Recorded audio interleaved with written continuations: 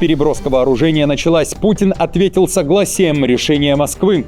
Большие потери, попытка перереза снабжения ВСУ и удар по российской армии. Бои в Покровске. Куда могут двинуться россияне, если город падет? Германия готова к удару по силам РФ. Обращение к Путину и заявление немецких военных. О чем речь? Прямой ответ Америки. Россия спустила на воду атомную подлодку. Носитель Посейдонов. Чего требует Кремль? Публичный анонс удара по стратегическим объектам. ВСУ обратились к россиянам. Почему?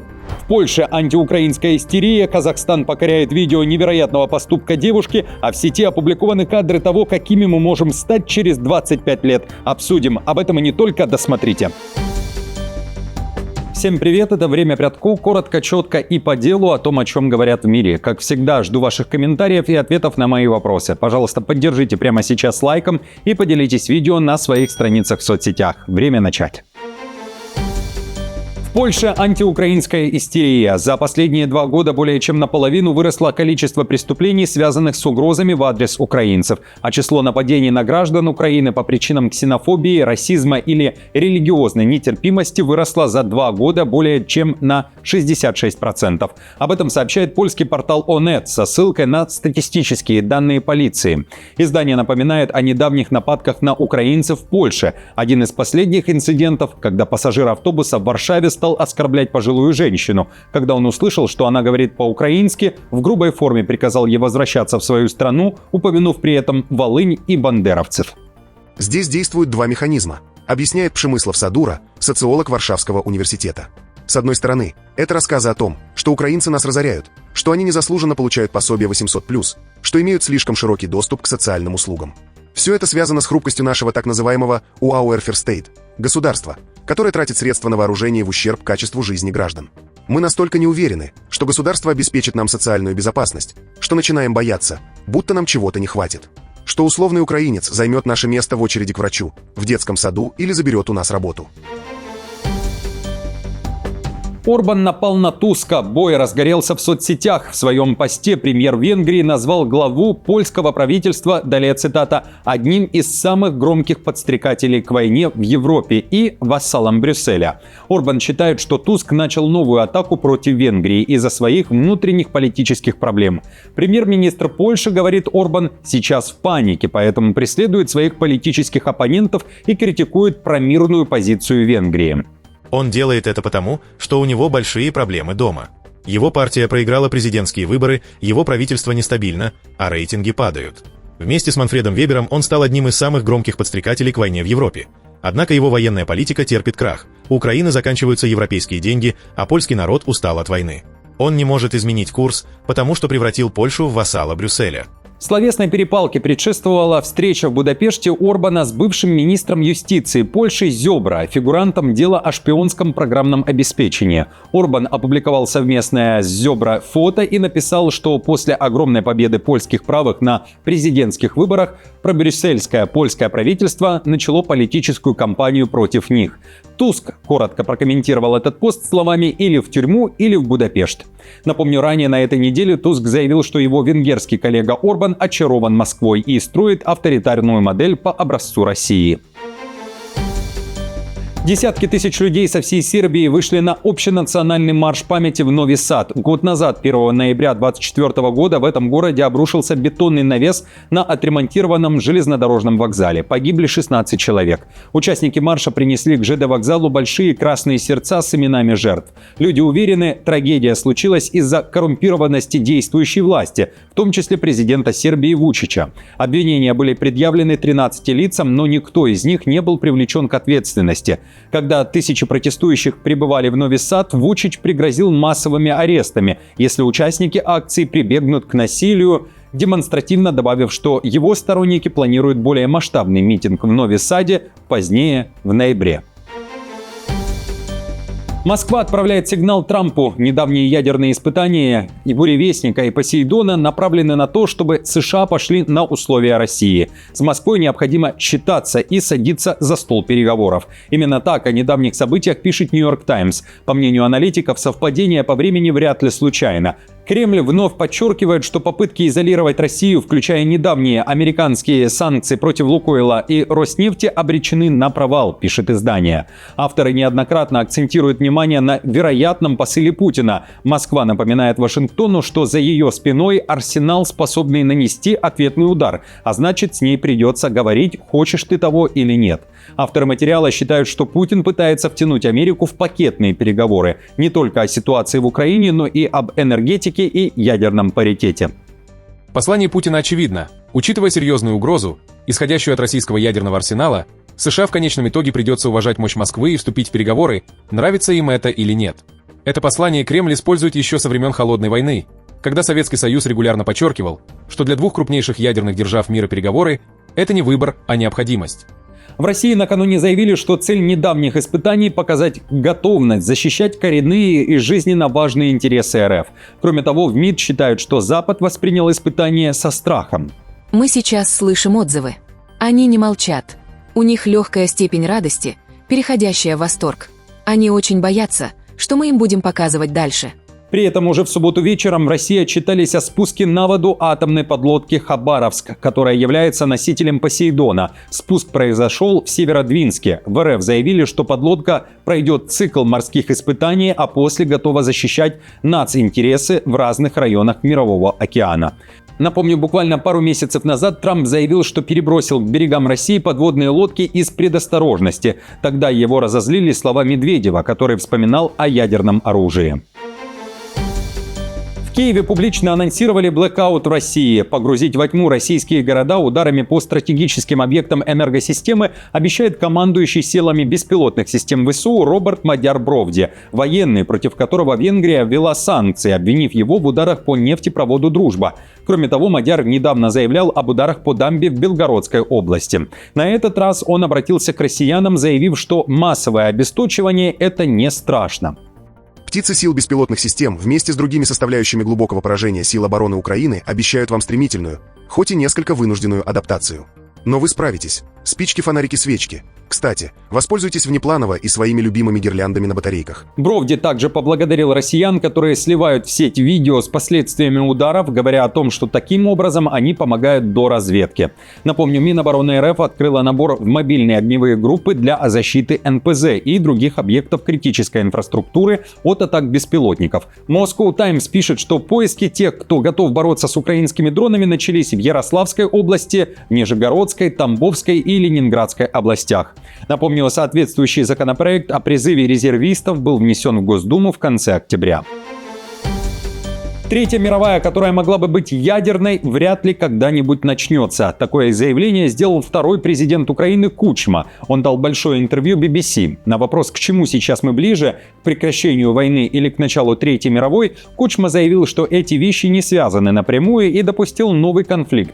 Он считает, что Россия может перебросить военные силы на более слабую цель, чем Украина, в страны Балтии. Вполне можно представить, что, увязнув на Донбассе, Москва решит выбрать более слабую цель и, заключив какую-то сделку, перебросить силы, к примеру, в Балтию. А здесь уже все будет зависеть от того, что окажется сильнее – самолюбие Трампа или неадекватность Путина. Но все это теория. Поэтому отвечу, опираясь на веру и знания. Как украинец я верю в силу нашей армии, а как ракетчик знаю о силе ядерного сдерживания. Война между Россией и НАТО может начаться, когда боевые действия закончатся в Украине. В этом уверены немцы. Они считают, именно тогда возрастут угрозы. В Берлине также говорят, что огонь может быть открыт на территории стран Балтии. Об этом пишет Welt. В НАТО считают, что Путин решит устроить краш-тест Альянсу. Президент России Владимир Путин когда-нибудь протестирует НАТО, чтобы выяснить, насколько серьезно Альянс относится к статье 5 о взаимной помощи, говорит бывший военный НАТО. Далее. Мы уже давно в нулевой фазе. В переводе на простой язык, Россия уже сегодня готовится к возможной войне с Альянсом. В то же время немецкие военные обратились к России. Германия готова при необходимости возглавить переброску войск НАТО на восточный фланг. Глава Объединенного оперативного командования Бундесвера Александр Зольфранг повторил призывы руководства НАТО к правительствам и частному сектору готовиться к периоду, когда в любой момент может произойти все, вплоть до войны. А после озвучил заявление и для Путина: немцы готовы, нападать России не стоит, говорит представитель Бундесвера. Во-вторых, крайне важно понимать, что оперативный план «Германия» создан для того, чтобы мы могли перемещать войска НАТО, международные силы, по территории Германии. Как можно быстрее, эффективнее и организованнее, направляя их в нужное место на восточном фланге, чтобы тем самым послать России еще один сигнал. Берегитесь, не смейте нападать на нас, мы готовы. В то же время в России за последний месяц как минимум дважды заявили, что территория НАТО не в интересах Москвы. Путин называл заявления западных разведок истерией и чушью, а буквально 28 октября в Минске Лавров предложил Западу заключить сделку и говорил о ненападении на Альянс, а также гарантиях безопасности. Мы, кстати, неоднократно говорили, что у нас не было и нет намерений нападать на какую-либо страну из нынешних членов НАТО и Евросоюза. Мы готовы закрепить данную позицию в будущих гарантиях безопасности для этой части Евразии. Бои за Покровск продолжаются. Стороны заявляют о больших потерях. В ВСУ говорят о многотысячной группировке россиян, которые пытаются инфильтроваться в жилую застройку и перерезать пути снабжения украинских войск. Накануне Киев официально подтвердил наличие в городе не только спецназа разведки, но и других спецслужб. При этом главком Сырский уверяет, окружения нет, а Мирноград и Покровск подконтрольны Украине. Войска России несут потери. Продолжается комплексная операция по уничтожению и вытеснению вражеских сил из Покровска. Основная нагрузка на плечах подразделений вооруженных сил Украины, в частности операторов БПС, штурмовых подразделений. Также, по моему распоряжению, в городе работают сводные группы сил специальных операций ВСП, СБУ, других частей сил обороны Украины, в том числе Главного управления разведки Министерства обороны Украины. Россия уверяет, что сорваны 7 атак украинцев, которые пытались выйти из окружения. Кроме того, Минобороны РФ заявляет о срыве операции ГУР и о потерях украинской стороны. В населенном пункте Красноармейск Донецкой Народной Республики штурмовые отряды 2-й армии продолжают уничтожение окруженных формирований ВСУ в районе железнодорожного вокзала. Кроме того, завершается зачистка от украинских боевиков территории населенных пунктов Гнатовка и Рог Донецкой Народной Республики.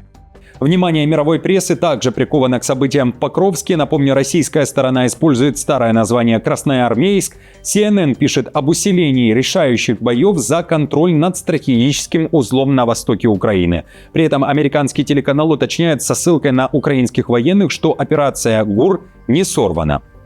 Источник в украинской разведке сообщил CNN, что это утверждение не соответствует действительности. Усилия по стабилизации под руководством главы Главного управления разведки Украины Кирилла Буданова продолжаются в Покровске, добавил источник. 7-й аэромобильный корпус Украины также заявил об успешной высадке в районе Покровска. Это была сложная операция, требовавшая синхронизированных действий различных подразделений, говорится в заявлении. В то же время в Вашингтоне говорят, если Покровск падет, то он станет крупнейшим городом, взятым Россией с момента падения Бахмута в мае 2023 года. Город является важным транспортным узлом, в том числе и железнодорожным. Если он окажется под контролем россиян, то откроет им возможность приблизиться к крупным городам Краматорску и Константиновке в промышленной зоне Донбасса.